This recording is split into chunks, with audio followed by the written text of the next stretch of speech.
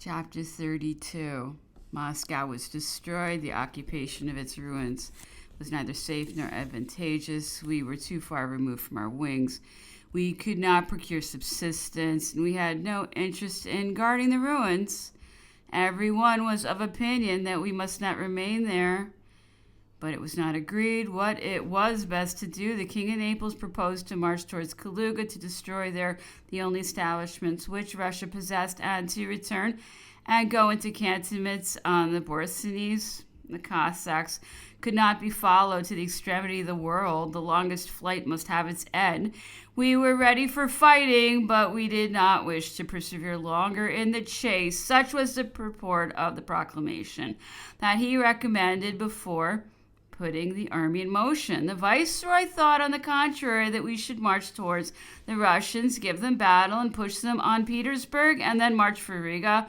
We could thus have rejoined MacDonald and afterwards established ourselves on the Dvina. Others presented other plans. All were good, all were practicable. The emperor had some particular information. He would have judged correctly if the Russians had not received inspirations from England. Much fault has been found with this delay. It is an error, since events have condemned it, but those who exclaim against it were not in the secret of our affairs or negotiations. They may, without too much modesty, believe that the sagacity of that great man was not below that which nature has given to them. He was deceived. We have felt the consequences. Perhaps one day it will be known what combinations misled him. However that may be. We delayed, we negotiated, we gave battle, we decided nothing. The army of Moldavia was continuing its movement. It was advancing, but it was not yet known in what line it was to act. Some pretended that it would unite with Kutuzov. Others feared that it would march upon our rear. We were uncertain of what was preparing. The emperor himself was not free from uneasiness, but he knew to a man what troops he had in echelon from the Rhine to Moscow. He thought his calculations safe. He confined himself to the dispatching of instructions. Those that he addressed to the Duke de Belluno are worth citing. They prove what kind of slumber it was that he has been reproached with. Napoleon to the Major General. My cousin informed the Duke de Belluno that I have not yet given order for his movement, because that depends on the movement of the enemy, that the Russian army from Moldavia, consisting of 3 divisions or 20,000 men strong, infantry, cavalry, and artillery included, passed the Dnieper in the beginning of September, that it may march towards Moscow to reinforce the army under the command of General Kutuzov, or towards Volhynia to reinforce that of Tormasov. That General Kutuzov's army, beaten at the Battle of Moskva, is at present on the Kaluga, which would lead us to believe that it expects reinforcements which might come from Moldavia by the road of Kiev. That in this case, the Duke de Belluno would receive orders to join the great army either by the road of Yelnya and Kaluga or any other. That if, on the contrary, the 20,000 men from Moldavia relieve Tormasov, this reinforcement will raise Tormasov's force to 40,000 men. But that our right, under the command of Prince Schwarzenberg, would be still of equal force, as that prince with the Austrians, Poles, and Saxons has about 40,000 men. That moreover I have demanded of the Emperor of Austria that the corps which the Austrian General Reuss commands at Leinberg should move, and that Prince Schwarzenberg should receive a reinforcement of 10,000 men. That on the other side the Emperor Alexander reinforces as much as he can the garrison of Riga and the court of Wittgenstein in order to dislodge Marshal Saint-Cyr from Polotsk, and the Duke of Tarentum from Riga and Dinaburg. That letters which came from Prince Schwarzenberg, dated the 24th, would tend to prove that the army of Moldavia, instead of coming towards Moscow, has reached the army of Tormasov and reinforced it.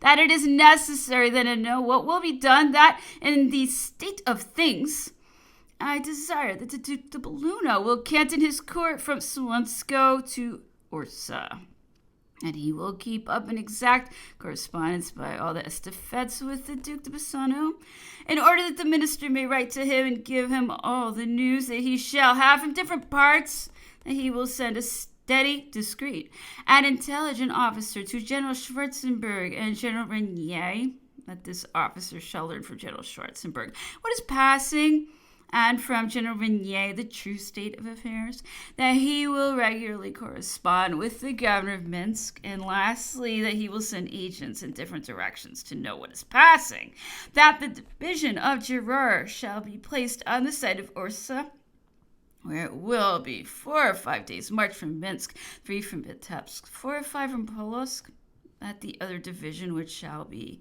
between Orsa and Smolensko, shall be in a condition to give its speedy assistance, and that lastly, the 3rd division shall be near Smolensko, that by this means his corps d'armée will rest itself and be able easily to find subsistence, and it will be necessary to station it above the route in order to leave the great communications free for the troops which arrive in this position. He will be equally able to march upon Minsk or upon Vilna if the center of our communications and of our depots be threatened, or if Marshal Saint-Cyr should be driven from Polotsk, or to execute the order that might receive to return to Moscow by the road of Yelnya and of Kaluga, if the taking of Moscow and the new state of things should determine the enemy to reinforce himself with a portion of the troops from Moldavia, that the Duke de Belluno will thus form the chief reserve to go either to the relief of Schwarzenberg and cover Minsk, or to the assistance of Marshal Saint-Cyr and cover Vilna, or to Moscow to reinforce the main army, that General Dombrovsky, who has a division of 8,000 infantry and 12,000 Polish horse, is under his orders, which will increase his corps d'armée to 4 divisions, that the brigade of reserve from Vilna, composed of 4 of his Westphalian regiments, of 2 battalions from Hesse-Darmstadt, which towards the end of the month will arrive from Swedish Pomerania, and of 8 pieces of cannon will also be under his orders, that in fine, in the course of November, 2 new divisions will assemble. The one at Warsaw, that is the 32nd Division, which will be augmented by 3 battalions from Würzburg, and will remain under the command of General de Root, the other at Königsberg. That is the 34th, which was in Pomeranian under the orders of General Moran, and which also, increased by some battalions, will be commanded by General Wesson. Thus, whether it be necessary to march to the assistance of Prince Schwarzenberg or to the assistance of Marshal Saint-Cyr, the Duc de Belluno will always assemble a mass of 40,000 men. That, as the correspondence by Estafette is quick, I always give my orders, and that it would only be in the event of Minsk or Vilna being threatened or menaced that the Duke of Belluno should march of his own authority to protect these 2 grand depots of the army, that the Duke de Belluno, having the general command over all Lithuania and the governments of Smolensko and of Vitebsk, should everywhere accelerate the progress of the administration, and especially take efficacious measures that the requisitions for corn and forage be carried into effect. There are ovens at Mulihov, at Orsa, at Rязania, and at Dubrovna, that he must get a great deal of biscuit ready and put himself in a situation to have 30 days' provisions secured for his corps, without taking anything from the military transports or from the convoys which may be passing for the army. The Duc de Belluno will take care to keep up a correspondence at Vitebsk.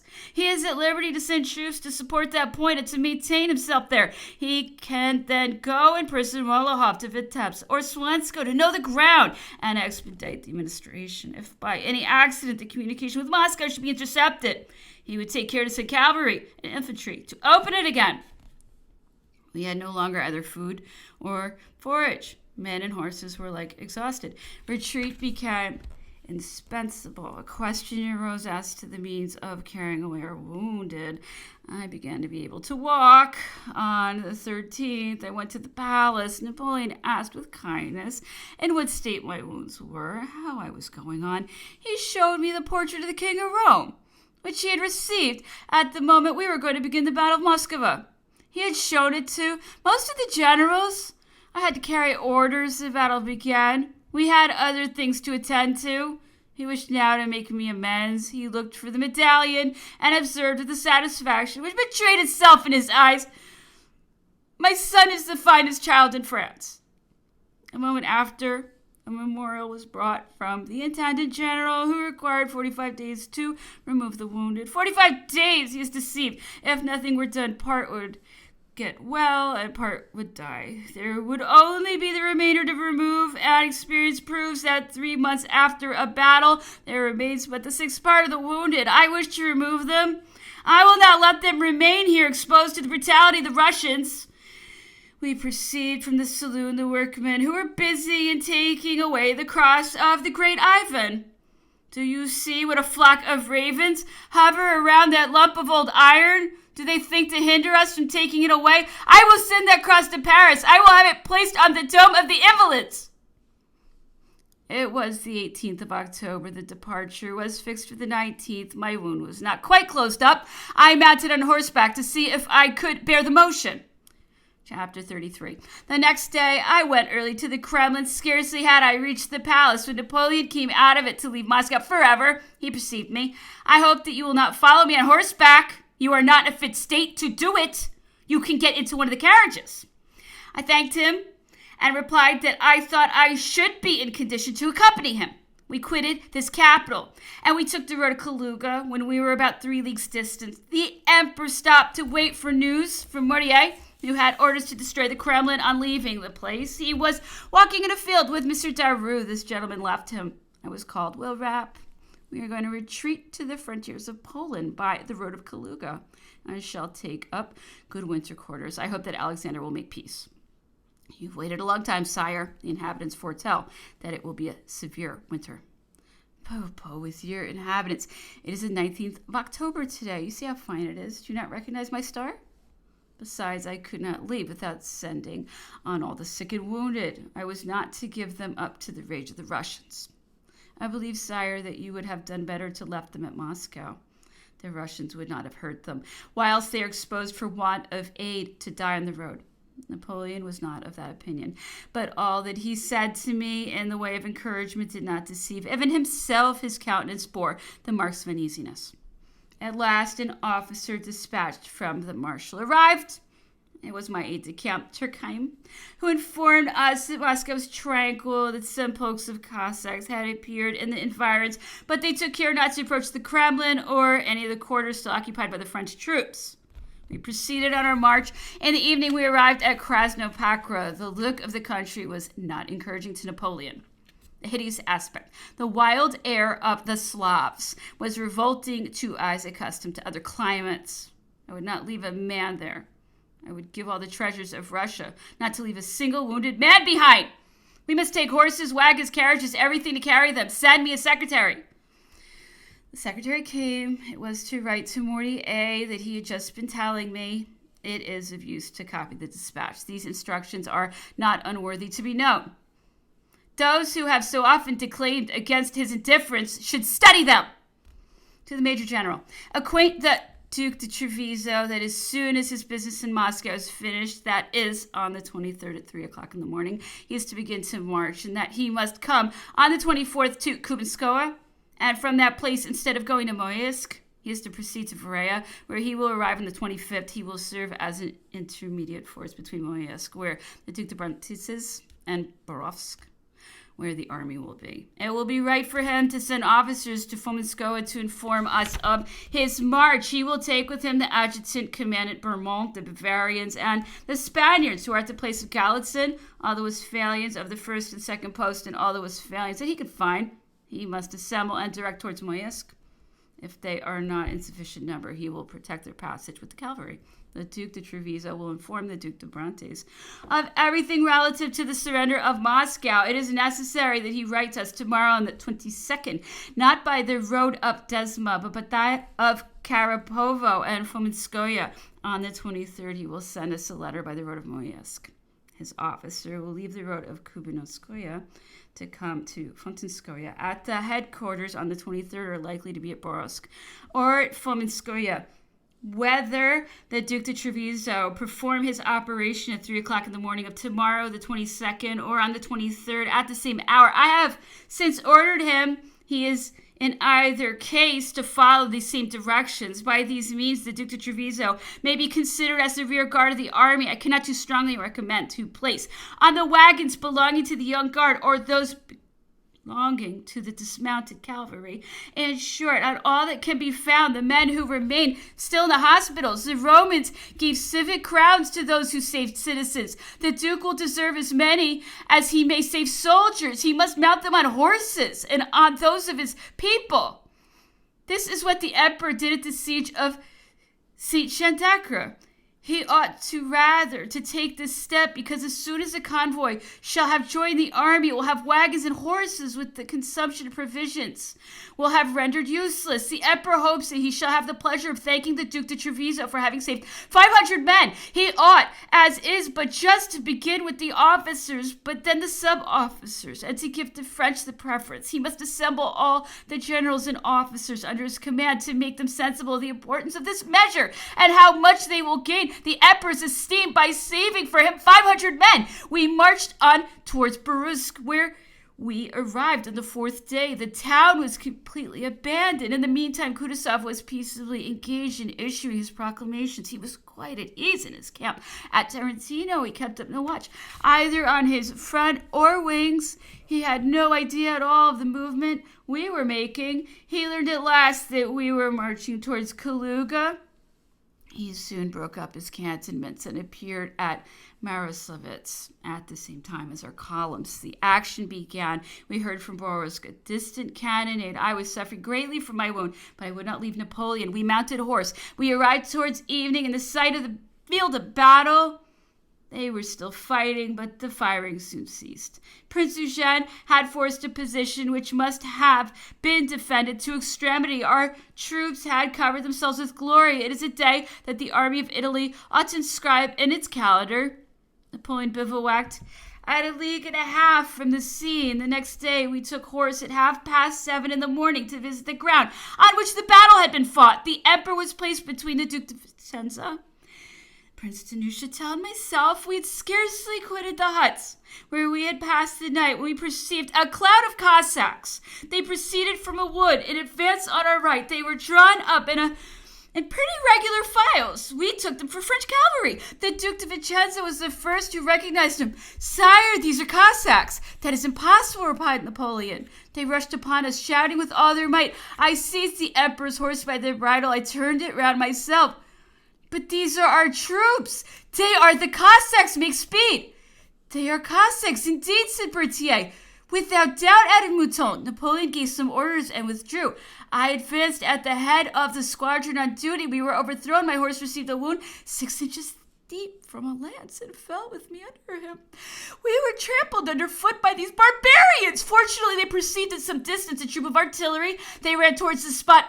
Marshal Bessières had time to come up with the horse grenadiers of the guard. He charged them and took from them the covered wagons and the pieces of cannon which they were carrying away. I raised myself again on my legs. I was replaced in my saddle and proceeded as far as the bivouac. When Napoleon saw my horse covered with blood, he feared that I had again been wounded. He asked me whether I was. I replied that I had got off with a few contusions. He then began to laugh at our adventure, which nevertheless I did not find very amusing. I was well repaid by the account which he published of this affair. He loaded me with eulogiums. I never before experienced pleasure compared to that which I felt on reading the flattering things which he said of me. General Rapp, says the bulletin, had one horse killed under him in this charge. The intrepidity of which this general officer has given so many proofs is manifested on all occasions. I repeat with pride the praises of this great man. I shall never forget them. We returned to the field of battle. Napoleon wished to visit the place where he had been, the theater of Prince Eugene's glory. He found that the position of the Russians had been excellent.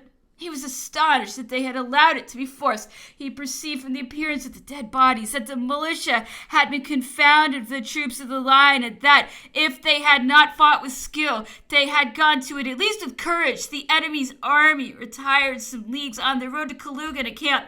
The retreat was intercepted. We threw ourselves to the right on the Varaya. We arrived there early the next day and slept there. It was in that town that Napoleon learned that the Kremlin had been blown up.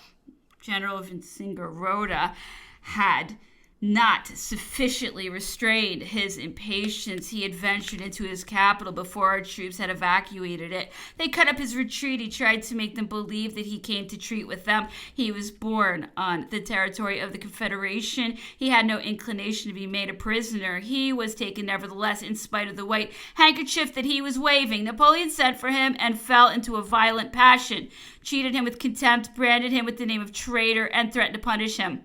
He even told me that a commission must be named to proceed with the trial of the gentleman immediately. He had him escorted by chosen gendarmes and ordered him to be confined au secret. Vincent Garota sought several times to exculpate himself, but Napoleon would not hear him. It has been pretended in the Russian army that this general spoke with courage and said very strong things to the emperor. It is not the fact. Anxiety was marked on his countenance. Everything expressed a disorder of mind into which the emperor's anger had thrown him. Each of us endeavored to appease the emperor. The king of Naples, the Duke de Vincenza particularly, suggested to him how much in the present situation of things any violence towards a man who hid his origin under the quality of a Russian general would be to be lamented. There was no council of war, and the affair rested there. As for us, Vincent Garota ought not to complain of our treatment. His situation inspired us all with interest. His aide-de-camp was treated with much kindness. Napoleon asked him his name. Narishkin, replied the young officer. Narishkin? One of that name is not made to be the aide-de-camp of a deserter. We were hurt at this want of consideration. We sought every means imaginable to make the general forget it. Chapter 34. We set off the next day and reached the great road from Moscow to Moysk. The cold, the provisions were extreme. The hour of disasters had come to us. We found our wounded lying dead on the road and the Russians waiting for us at Vyazma. At the sight of these columns, the soldiers collected. A remnant of energy fell upon them and defeated them. But we were harassed by troops animated by abundance and by hope of plunder. At every step, we were obliged to halt and fight. We slackened our march over a wasted country, which we could have gone over with the greatest rapidity. Cold, hunger, the Cossacks, every scourge was let loose upon us. The army was sinking under the weight of its misfortunes. The road was strewn with the dead. Our sufferings exceeded imagination. How many sick and wounded generals did I meet in this terrible retreat whom I believed that I should never see? Of this number was General Friat, whose wounds were still open, General Durznel, who traveled with a nervous fever, almost continually delirious, and the brave General Belliard, who was wounded by a gunshot in the Battle of Moskva. He had formerly penetrated nearly into Ethiopia. He had carried our colors farther than ever the Roman eagles had flown. He must have found a difference between these two climates. We marched for Smolensk. It was to have been the end of our miseries. We were to have found their food and clothing wherewith to defend ourselves from the pests which were consuming us. We were not more than 18 leagues from it. Napoleon lodged in one of those little blockhouses that had been constructed to receive detachments from 50 to 60 men employed to protect the correspondence and communications. I was on duty. Some time had elapsed since any dispatches had arrived. At last one came. I delivered it to the emperor. He opened the parcel with haste. A moniteur was uppermost. He ran it over. The first article which caught his eye was the Enterprise of Malay. He had not read the dispatches. He did not know what it was. What is this? What plots? Conspiracies? He opened his letters. They contained the details of the attempt. He was thunderstruck. The police, which knew everything, which guessed at everything, had suffered itself to be taken by surprise. Napoleon could not recover himself. Savary in La Force? The minister of the police arrested, carried to a prison, and there shut up. I went to transmit some orders. The event had already transpired. Surprise, astonishment were depicted on every countenance, and some reflections were made which till then had been withheld. The carelessness of the agents of the police was manifest. They are only alert because there is general belief in their vigilance. Napoleon was not astonished that these wretches, who frequent saloons and taverns, who obstruct everything, who insinuate themselves everywhere, should not have found out the plot, but he could not conceive the weakness of Bravego. Why did he not rather let them kill him than to be arrested? Toussaint and Hulez showed much more courage. We proceeded on our journey. We crossed the Borysthenes. The emperor fixed his headquarters in a country house that had been laid waste, 12 leagues from Smolensk and 1.5 behind the river. The banks on the water side are very steep in this part. They were covered with hoarfrost. Napoleon was afraid that the artillery would not be able to get over them. He charged me to join Ney, who commanded the rear guard, to remain with him till everything was out of danger. I found the marshal engaged in giving chase to the Cossacks. I communicated to him the orders that I had to transmit to him, and we retired to a blockhouse which was to support the passage and where the headquarters were fixed. A part of the infantry crossed over. The remainder bivouacked in a little wood on the bank where we were. We were engaged all night in getting the cannon across. The last was on the ascent when the army appeared. They attacked immediately with considerable masses. We received their charges without being shaken, but our end was attained. We had no object in fighting. We retreated. We left behind a few hundreds of men whom wounds and exhaustion had put out of a condition to follow. Poor creatures! They complained, they groaned, and they called for death. It was a heart-rending sight, but what could we do? Everyone was bending under the burden of life and supported it with difficulty. No one had sufficient strength to share it with others. The Russians pursued us. They wished to pass by main force. Ney received them with that vigor, that impetuosity which he always displayed in his attacks. They were repulsed, and the bridge became a prey to the flames. The firing ceased. We withdrew during the night. I joined Napoleon at Smolensk. The day after, the next in the evening, he knew that a ball had grazed my head and that another had killed my horse. He observed to me, "You may be at ease now. You will not be killed this campaign. I hope that your Majesty may not be deceived, but you often gave the same assurance to poor Lannes, who nevertheless was killed. No, you will not be killed. I believe it. But I may be still frozen to death." The emperor bestowed eulogiums on Marshal Ney. What a man, what a soldier, what a vigorous fellow.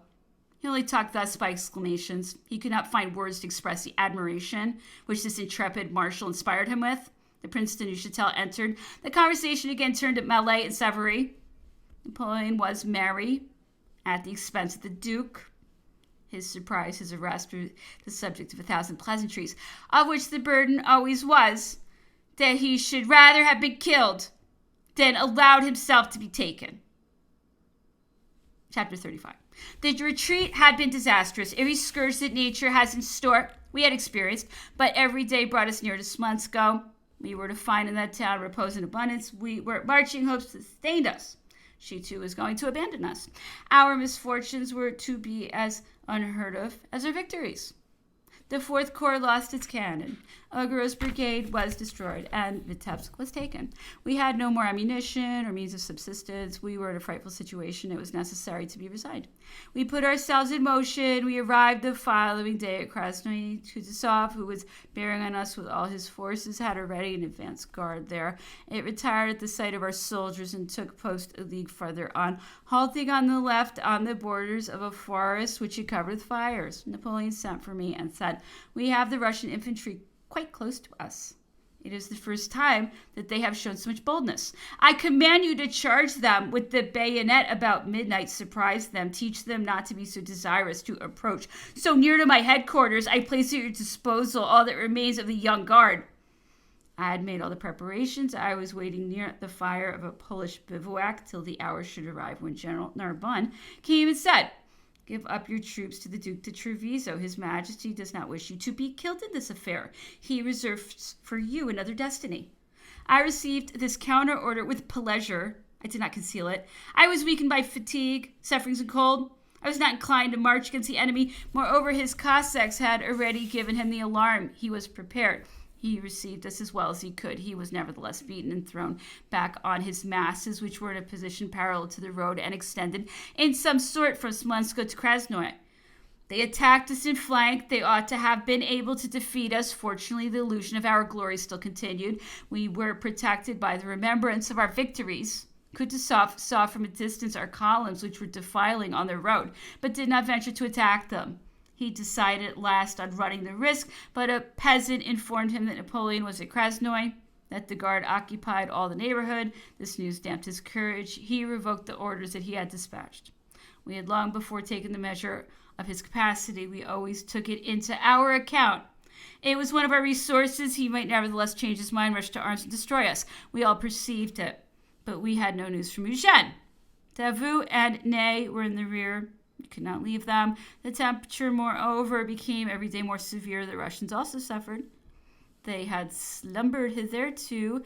They might slumber still. Napoleon resolved to take the chance of it. He waited. Everything turned out as he had foreseen. Milodorowitz wished to intercept the Fourth Corps, but he could not reach it. 5,000 infantry who had neither horses to clear away the assailants nor cannon to defend themselves with constantly repulsed the multitudes of soldiers which were rushing on them, made head against this advanced guard and escaped. Davout followed. The enemy flattered themselves that they could take their revenge on the marshal, but the emperor prevented it. He extended his line on the Krasnoy, brought some troops into action, and opened a pretty well-sustained fire of artillery. Kutuzov, alarmed at the sight of 14 or 15,000 men who had been drawn together, recalled his detached corps. The marshal passed over and came to take part in the action. The end was attained, the firing ceased, and the retreat commenced. The enemy tried to prevent it, but the first regiment of the voltigeurs of the guard repulsed all their attacks. Neither the cavalry, the infantry, nor grape shot could move it. It perished on the spot. This heroic resistance struck the Russians. They discontinued the pursuit. As soon as we were out of one embarrassment, we fell into another. We were in number from 14 to 15,000 men, had ventured to place ourselves in line at Kutuzov's 20,000. We had extricated ourselves without a reverse from a situation we ought to have been all taken, but our provisions, our rear was lost. Minsk had been surprised. The army of Moldavia covered the Berezina. Ney was still behind. Never had our situation been so terrible. Napoleon, who was astonished at this disastrous complication of affairs, dispatched orders to resume the offensive and to take Polotsk. Success appeared to him easy. If the Duke de Belluno shew energy, the enterprise cannot fail.